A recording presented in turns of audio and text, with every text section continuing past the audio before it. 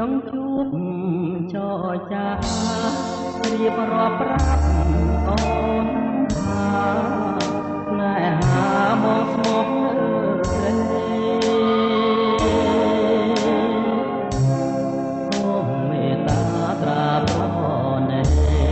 ដល់ចិត្តដែលលោបែបទេលើពិសេសច្រើនខែឆ្នាំអូនដឹងទេពេលវ៉ាយប់ថ្ងៃបងគេមួយខ្លួនមួយយល់តែគ្រីក្រំយកបងមកនាំយកអារម្មណ៍ថ្ងៃរស់ឥតត្រនំទ្រូងរំដោះក្រៀមក្រំខ្លោច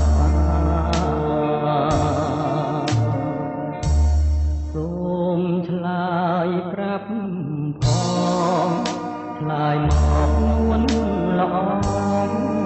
ឲ្យបងអស់ក្តីសង្ការ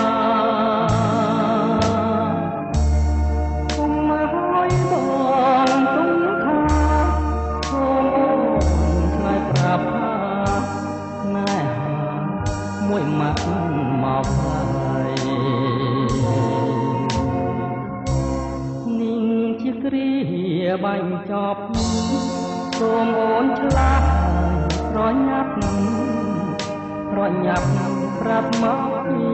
សេស្ម័គ្រមិនស្ម័គ្រមិនក៏សូមប្រដេះគុំអើយបងព្រួយរីងរេដោយសារស្រី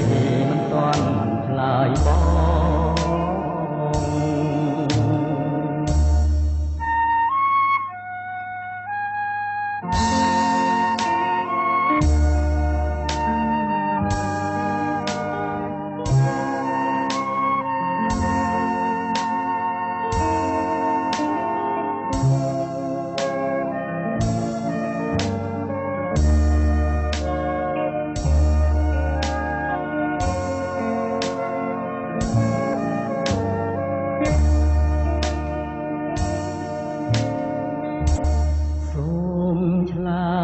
ប្រាប់ផងឆ្លើយមកនួនល្អឲ្យបងអស់ក្តីសង្ការគុំមកឲ្យបងទុំខាសូមឆ្លើយប្រាប់ថាណែមួយម៉ាត់មកហើយជាគ្រាបាញ់ចប់សូមអូនឆ្លាស់ប្រញាប់ប្រាប់មកពីស្រី